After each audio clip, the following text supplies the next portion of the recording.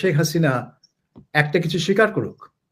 হ্যাঁ, যেরকম 1996 সালের নির্বাচনের আগে তিনি জাতির উদ্দেশ্যে ভাষণে প্রথমবারের মতো বললেন যে 72 থেকে 75 সালে আওয়ামী লীগ শাসনামলে যদি কোনো ভুল ত্রুটি হয়ে থাকে এটা যেন জনগণ ক্ষমা সুন্দর চোখে দেখেন। এটা একটা অ্যাপোলজি হিসেবে লোকে নিল। কিন্তু এই 2024 সালের ব্যাপারে কিন্তু তিনি এখন পর্যন্ত অ্যাপোলজিতে দূরে থাক, তিনি অ্যাকনোলজি করছেন না যে তার সরকার কোনো অপরাধ করে থাকতে পারে। শেখ হাসিনার ভাষণ আসলে ওই ওনার যে প্রথম ভাষণটা হয়েছিল, আমার তারিখটা মনে নেই, তারপর থেকে যত ভাষণ হয়েছে তার আমি সবগুলো শুনিনি, কিন্তু মনে হয় যেন একই কথা বারবার আমি শুনছি, একই কথা।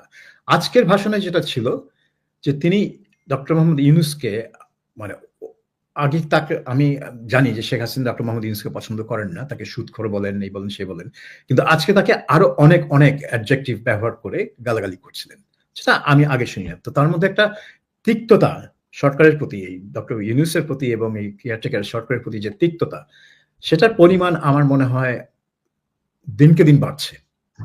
আর এই যে দায়বদ্ধতার কথা বলছেন যে পুলিশ হত্যা, এখন সেটা হচ্ছে এক ধরনের, আমি বলবো তাদের এটা একটা রাজনৈতিক কৌশল।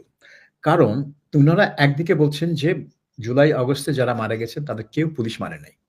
কারণ কি তাদের শরীর থেকে যে বলছেন যে মুগ্ধ টুগ্ধ, তাদের শরীর থেকে 7.62 ক্যালিবারের বুলেট বেরিয়েছে। তো এখন কথা হচ্ছে যে 7.62 ক্যালিবারের বুলেট নাকি পুলিশ ব্যবহার করে না, তাহলে ব্যবহার করেছে কে, এটা প্রশ্ন তারা তুলেন।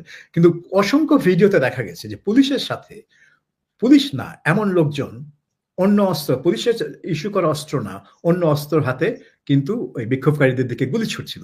এরা কিন্তু পুলিশের ছত্র ছায়াতেই কাজ করছিল এবং এদেরকে অনেকেই ধরে নিয়েছে এরা হয় ছাত্রলীগ না যুবলীগ না আওয়ামী লীগের অ্যাক্টিভিস্ট। কাজেই এই গুলিগুলা যে তাদের কর্মীরা করেনি তার তো কোনো প্রমাণ নেই।